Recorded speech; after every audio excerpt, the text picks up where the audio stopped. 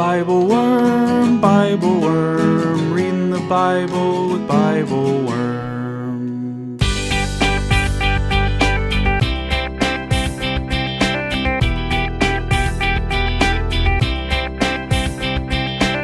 Welcome to BibleWorm, getting to the core of the biblical text. I'm Dr. Amy Robertson, Director of Lifelong Learning at Congregation Or Hadash in Sandy Springs, Georgia.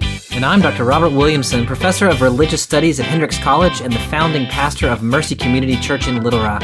We're here every week to discuss the biblical text, both as biblical scholars and as people of faith, one Jewish and one Christian.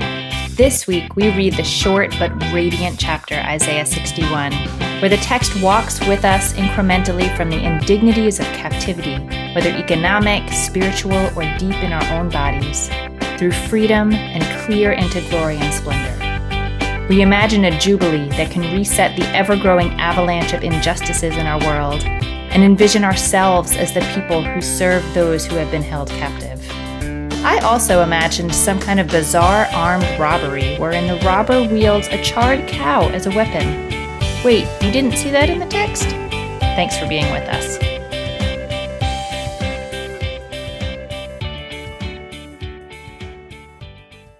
Hello, Bobby. How are you today? I'm good, Amy. How are you? I am doing all right. Say it often enough and it will be true. And it will be true. Yeah. That's right. If you say it 3 times and click your heels together, then you will be totally Suddenly the all right. world is Technicolor. I know. Yeah. So this is the current debate in my household to let you know the state of our being, our well-being or not so well-being. Yeah. Okay, ready? So we watch movies on Saturday night. We have family movie night. And this week we watched Men in Black. Yeah. And the current family debate is whether I, the matriarch of the family, am more like Will Smith, which is clearly the right answer, or the guy who's like this giant cockroach alien stuffed into a farmer's body. Oh, I know. I love that guy. You're totally like that guy. Is the debate between like you think you're Will Smith and your whole family thinks you're cockroach guy, or is there like a division in the rest of the family? I think I'm like a blend. Oh, okay. A blend of Will Smith and cockroach guy. I can see that. Yeah. Yeah. I could see that. Yeah. So this week we are in Isaiah chapter 61. Yes. All of it, although that's only 11 verses. Right. We have read from Isaiah before. We read Isaiah chapter 6. But Isaiah chapter 61 is a pretty different kind of text. Yeah. So can you orient us a little bit for what we're about to read today? Sure. Yeah. The book of Isaiah, as you know, is usually thought of being in 3 different kind of historical settings. The Isaiah we read last time in Isaiah 6 is from the 8th century. The second part of Isaiah comes right at the end of the exile, probably written from Babylon in around 540.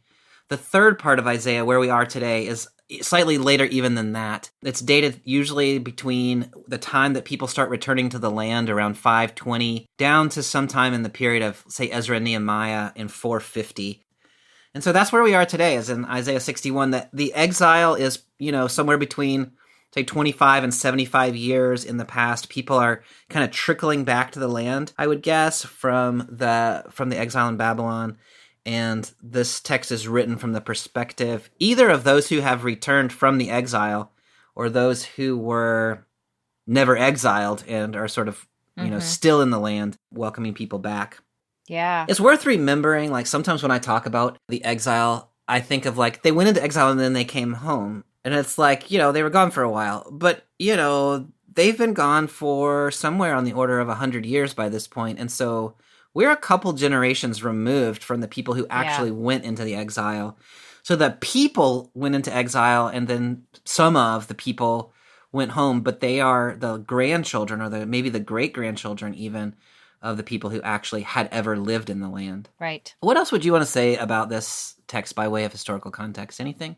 The only thing that I might add is that I think, tell me if you agree with this, I think 3rd Isaiah generally is sort of less interested in the idea of reestablishing a Davidic king Yes, that's right. as the path forward, whereas a lot of other authors have really held that as this is going to be the way out. This is what we need. We need a Davidic king. Trito Isaiah's not that interested in that. Yeah, I think that's right. I think that's right, which is kind of ironic because this passage that we're going to read today is one of the passages that very much is, this is the passage that Jesus reads in the synagogue in Luke 4 that then heralds his whole ministry. He's like, look, I'm that guy. So this text becomes a messianic text in the mouth of Jesus in the Gospel of Luke. But I think you're right that this part of Isaiah is not as interested in that sort of messianic idea. He's more interested in the community as a whole.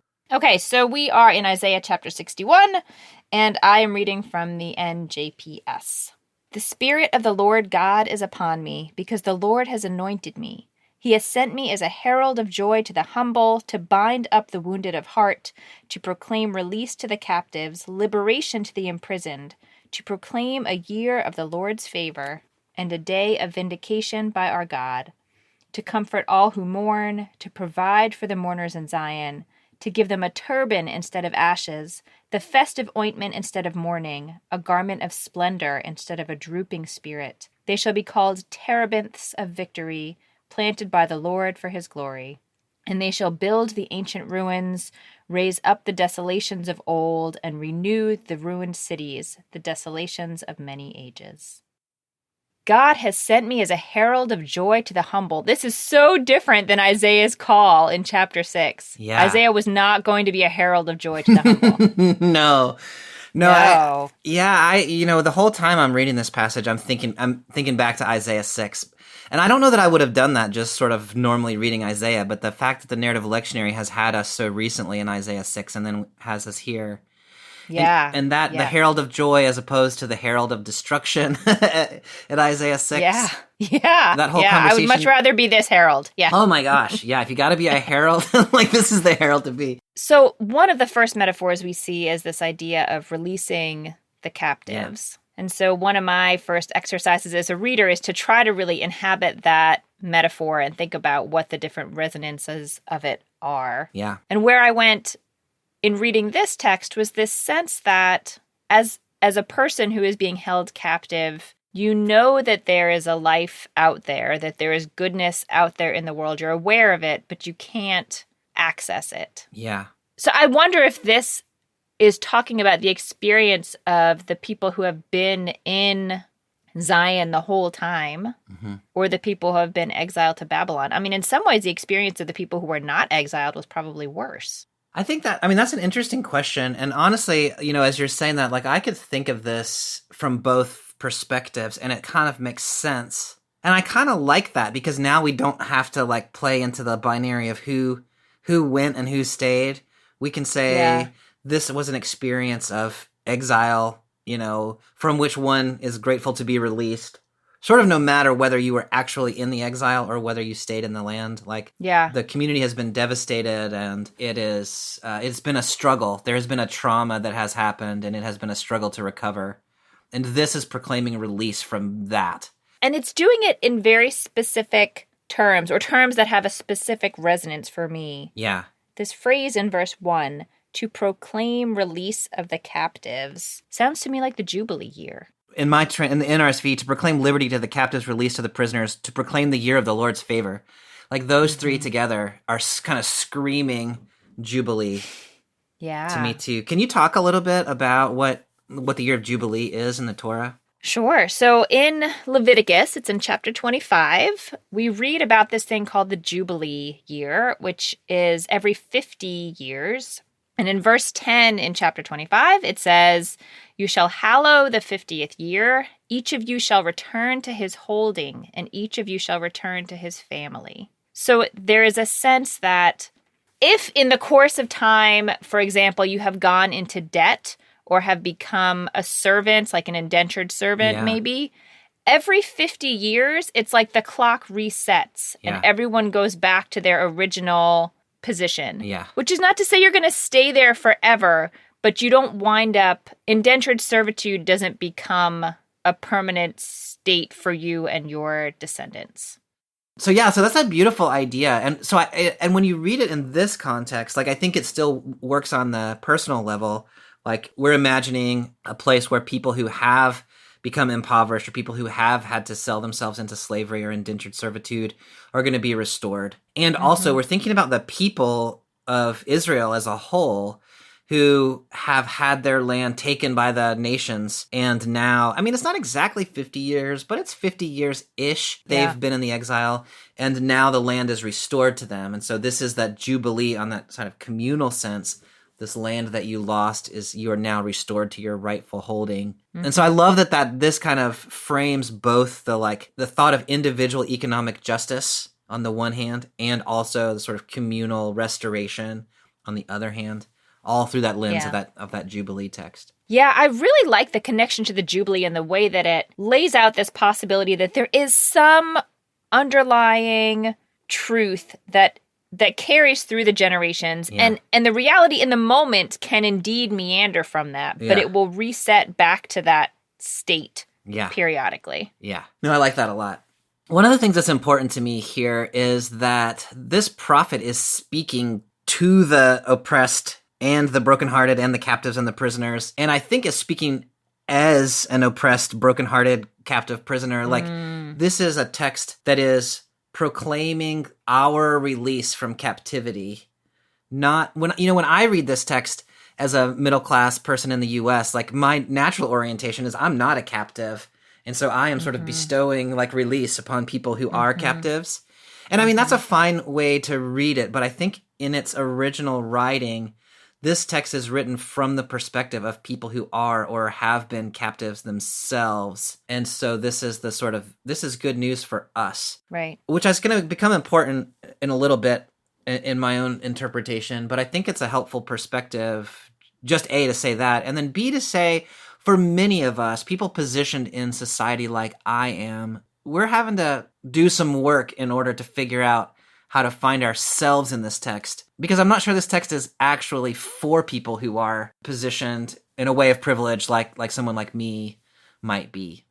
So as the text goes on, we move from this metaphor of captives and the release of captives to the metaphor of mourners. Yeah. How do you feel the relationship between verses 1 and 2 and then verse 3, where we're talking about mourners and their transition into joy? Yeah, it is interesting that, the prophet has said, God has anointed me to do the following things, right? To bring good news, to bind up, to proclaim liberty and release, to proclaim the year of the Lord's favor, to comfort all who mourn, to provide for those who mourn. And then we get in sort of this description of those who mourn. So that's sort of a transition point in the text. It focuses on these mourners, and it mentions them twice.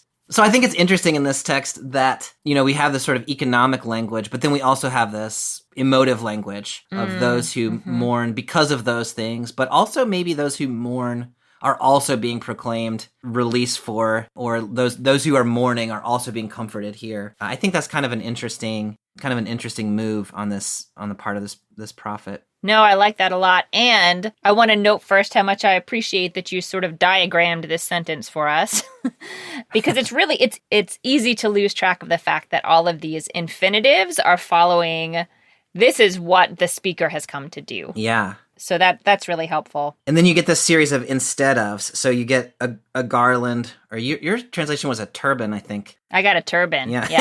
Instead of ashes. Sounds really different. Gladness instead of mourning, praise instead of a faint spirit. And so you've got this sense that this proclamation the prophet is doing is taking one kind of thing and turning it into another kind of thing. There's a replacement that's happening here, where these things that are marked as, I think, negative are being replaced by things marked as positive. What does that mean, do you think, a turban or a garland instead of ashes?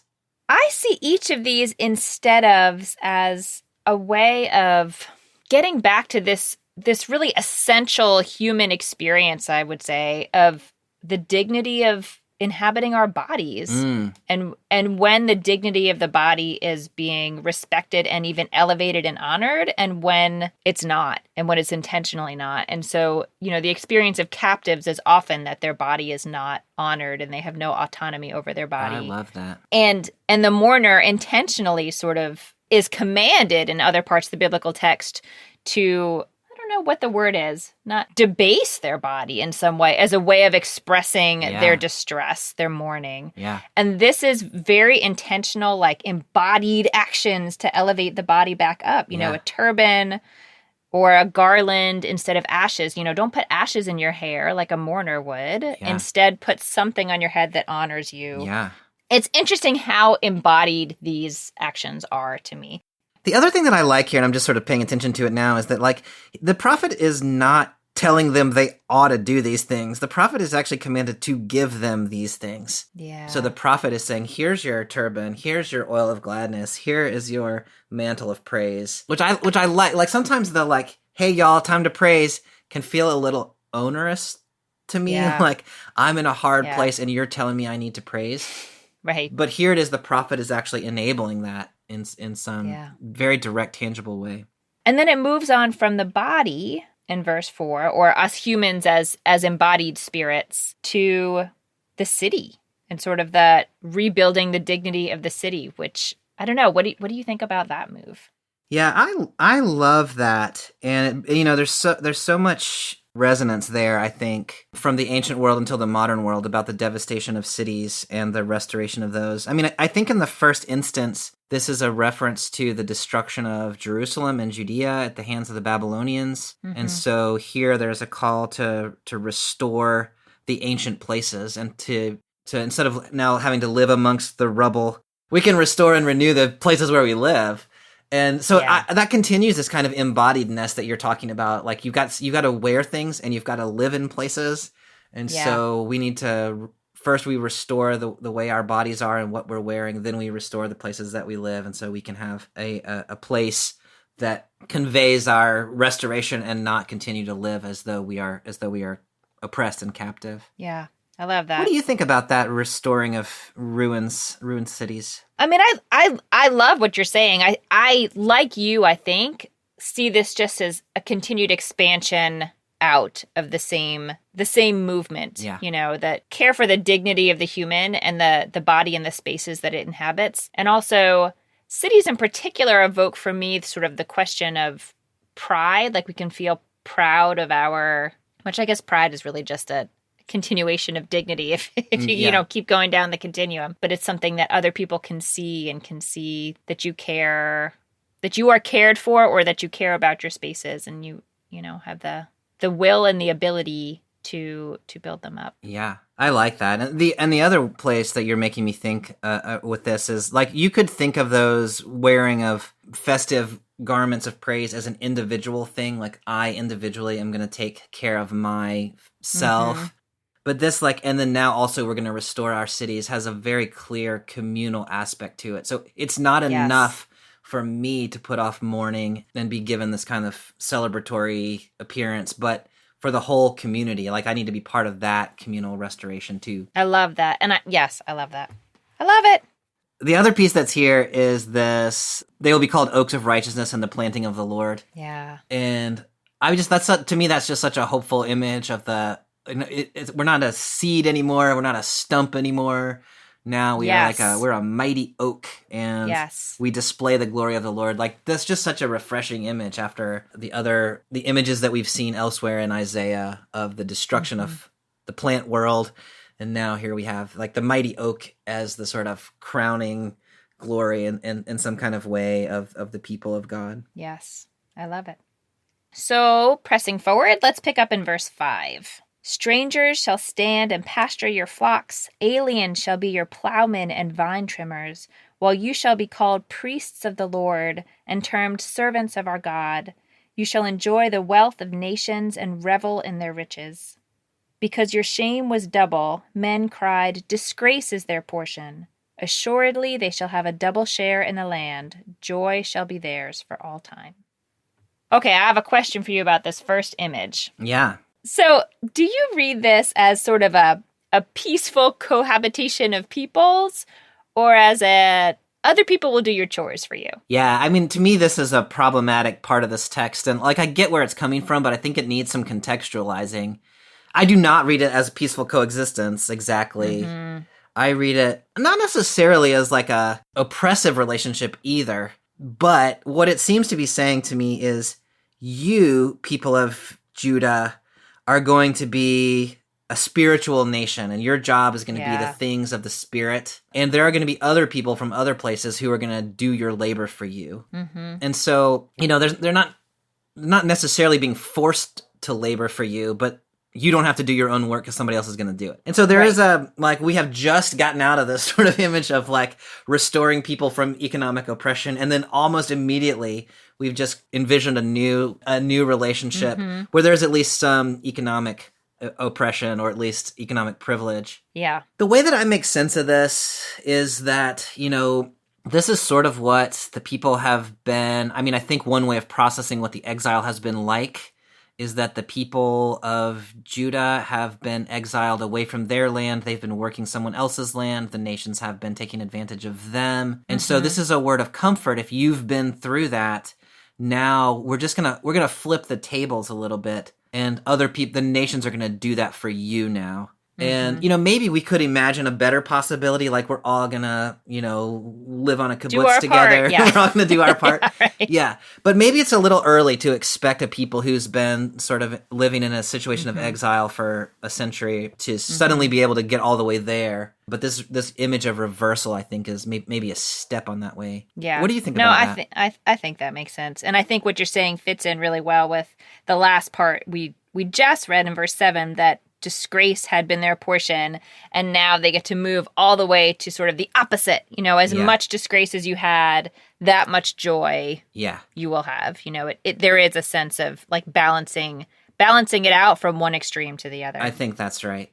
So double shame becomes double portion.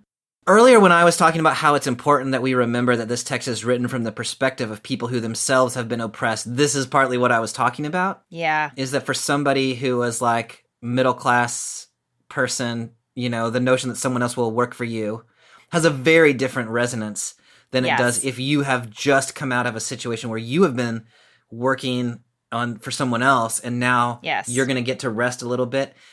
And so we who read from a position of privilege, and I count myself certainly amongst that group, need to be careful what we do with this text. I think we would envision ourselves maybe actually as being the laborers in this thing. We who have been having other people work for our benefit now are going to have to turn around and work for their benefit. Yes. No, I think that's such an important point. So moving on then to verse 8. For I, the Lord, love justice. I hate robbery with a burnt offering. I will pay them their wages faithfully and make a covenant with them for all time. Their offspring shall be known among the nations, their descendants in the midst of the peoples. All who see them shall recognize that they are a stock the Lord has blessed.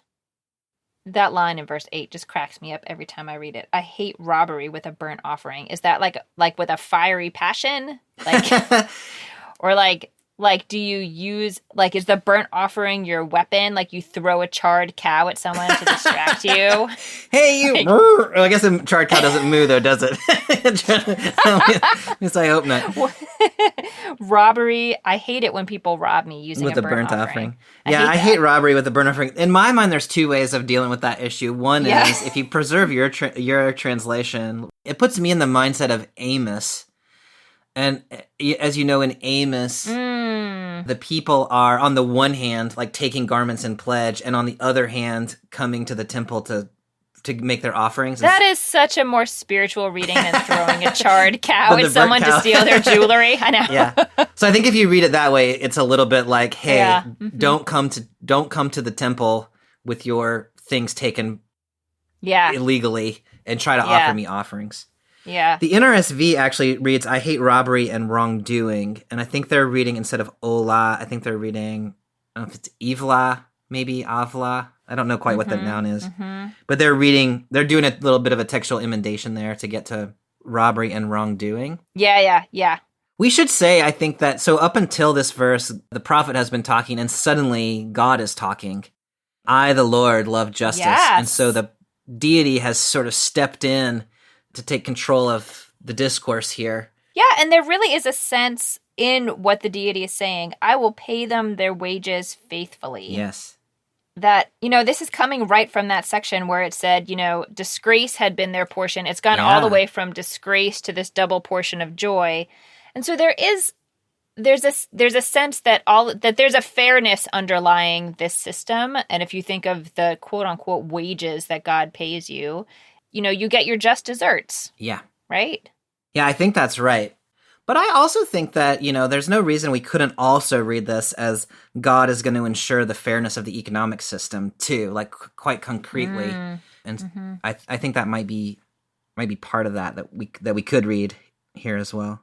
Because God has just said, I love justice, right? And so justice is imagining or envisioning this sort of economic, among other things, is envisioning economic justice for everybody. Yeah, which ties really nicely back to the Jubilee, which we started with. That's exactly right, yeah. That is the foundation of economic justice. That's exactly right. Yeah. What do you think of the fact that then in verse 9, we sort of go on to the idea of being known among the peoples, like this sort of yet further elevated sense of pride and reputation? In my mind, that builds on the last line of verse 9, I will make an everlasting covenant with them. And in my mind, that's what the other people among the nations look and say, there's this prosperous group of people who have a just society. Their God is faithful to them, unyieldingly so. And that's going to be a point of pride for the people, is this covenant that they have with Yahweh that I think organizes their life in a just way that other people notice. I love that connection that you just made, sort of reading the end of verse 8 together with verse 9. I think that grounds it really nicely in the biblical tradition. And just looking at the progression within this chapter, if we start with, freedom and sort of autonomy, some kind of self-determination that comes with being released from captivity, to this dignity of the body, to, dignity of the city and rebuilding, to the opportunity to do meaningful work and serve God. And then this is the sort of crowning glory, in some ways, splendor, the thought that others will recognize the wholeness of this system is also a really common biblical trope. Like, we want other people to see the glory of our God and our relationship to our God by seeing the wholeness in this system. I love that. That is so well said. Absolutely. Yeah. All right, the last couple of verses of this chapter, starting in verse 10. I greatly rejoice in the Lord, my whole being exults in my God, for he has clothed me with garments of triumph, wrapped me in a robe of victory, like a bridegroom adorned with a turban, like a bride bedecked with her finery. For as the earth brings forth her growth, and a garden makes the seed shoot up, so the Lord God will make victory and renown shoot up in the presence of all the nations. I love that imagery so much, and it brings together those kind of two main metaphors that we've been talking about. One is what the person is wearing, and the changing of mourning and sadness into this clothing of joy, and this gets even more amplified here. And then you also get the image of the plants shooting forth. I just love it. I love it. Yeah, no, yes, here clearly clothing of honor. It's like everything has been amped up from what it was before. Yeah. And I love that connection back to the terebinths in verse 3, the terebinths of victory that now come to be victory and renown shoot up in the presence of all the nations. It's a really nice sort of capstone to all the messages of this chapter. Just everything is, the volume's brought up even a little bit higher. The other thing that I love here is, this is the images of a bridegroom dressing for the marriage, and then the bride dressing for the marriage. And so this is not, like, before you had a sense of, like, you're going to put off your mourning and you're going to be able to wear, like, regular clothes of everyday folks. Now you're going to dress the way that people dress on their wedding day. And so it's not just going to be an everyday thing. It's going to be, you're going to be in your wedding finery every day, and that clothing is salvation and righteousness. I love that image. We've gone from mourning to everyday clothes to wedding clothes.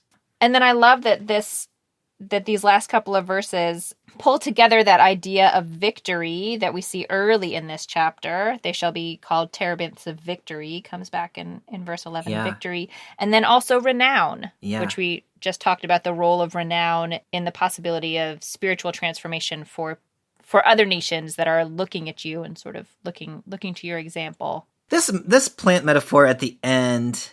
So I have become accustomed to thinking of the plants as being the people, right? So either the people are getting cut back to a stump or the people are becoming a terebinth. Yeah, But here, like the shoots that spring up in a garden, so the Lord will cause righteousness and praise to spring up before all the nations. It's almost like God has planted a praise garden, and so the nations can walk by and be like, wow, look at that praise garden. I'm really glad you pointed out that distinction here. And I think that for me, it completes this picture of the lives of the individual Israelites or Judeans as symbols of God's victory. And so, I mean, in some ways, I think it can be both. Yeah. That yes, indeed, it is, earlier it says, they, the people, shall be called terebinths of victory. Yeah. So the people are the terebinths, but also the terebinths represent victory. Yeah. All right, Bobby.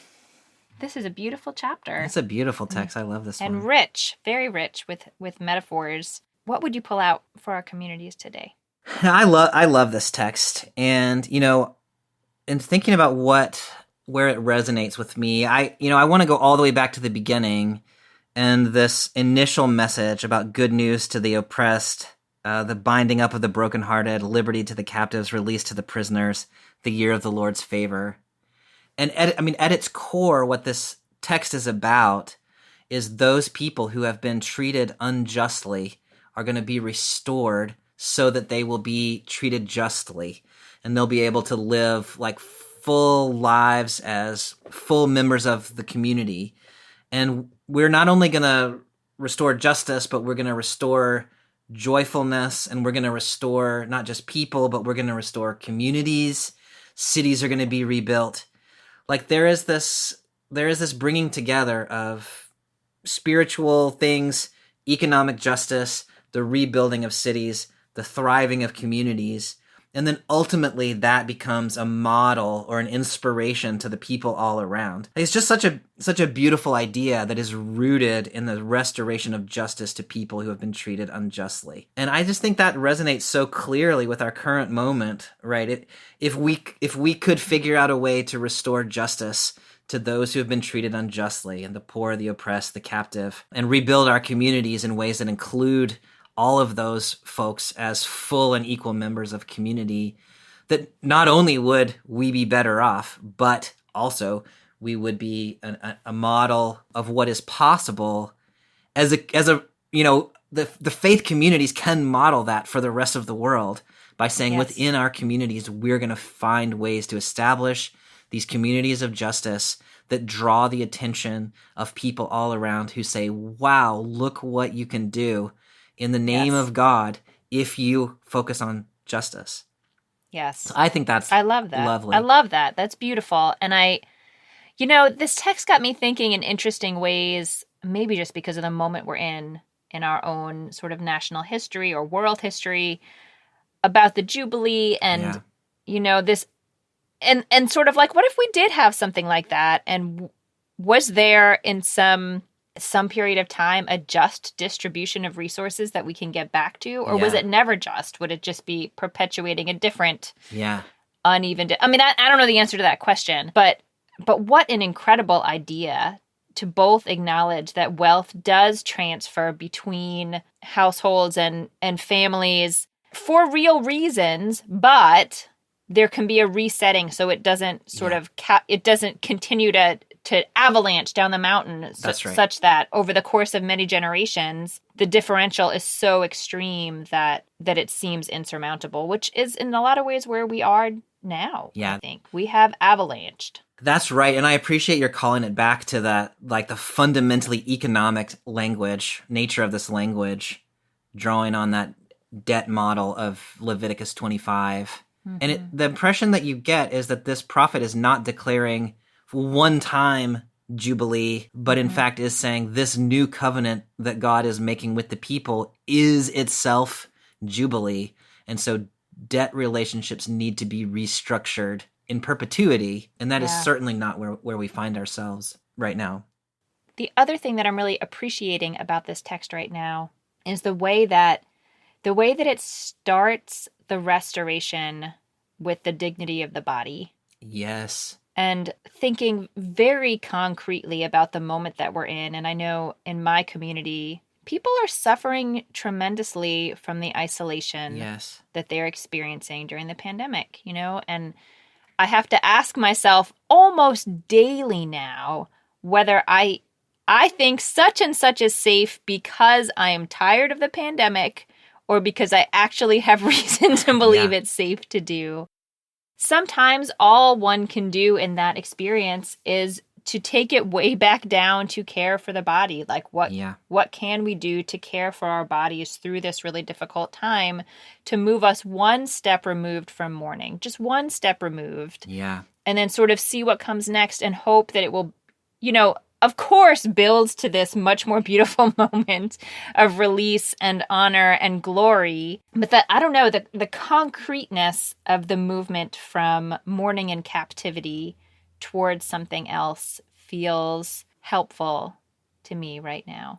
I love that both on the sort of spiritual level and also on the sort of economic, political level, or however you want to think about that all of this grand vision begins with the bodies of individual people, that's the root dignity that then moves to the communal dignity, which then moves to the people as a whole's dignity, which then inspires the world, but it all starts with the body. I love that. Yeah.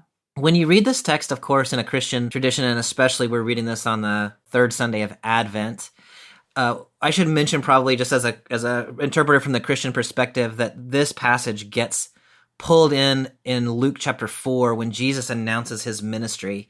He reads the first part of Isaiah 61, and he says, it closes the scroll and says, "Today this scripture has been fulfilled in your hearing," by which he means this is about me. Now, the text does not obviously have to be read that way, but Jesus picks up this text as a way of framing what his ministry is about. And so in a very direct way, and I think in a way that's appropriate to Advent as Christian readers anticipate the arrival of Jesus in a couple of weeks at Christmas, to remember that this is the fundamentals about what Jesus said his ministry is about, is this restoration of dignity and justice that we've been talking about. One cannot be a Christian and avoid the vision of this passage because Jesus does not allow it to be avoided. And so Advent ought to be putting us squarely in conversations about economic justice, which is not where we normally go in Advent or Christmas. That's not my association. Yeah, at all. Yeah, and when the nations look at Christians at Christmas, what do they see? And it is not economic justice. Then we're doing something wrong, and we need to straighten up. Strong words. Speaking of Luke, next week we are moving into the Gospel of Luke, where we be for the rest of the year. I mean, the rest of the season. So until May. Leo Lamba Ed, forever and ever. Yeah. And so next week we'll be in Luke chapter 1, verses 26 to 45 and 46 to 56, which is the Annunciation of Mary, and then the Magnificat. All right. Well, I look forward to it. I do too. Good to talk to you, Amy. You too. Hope y'all have a good week. See you next time.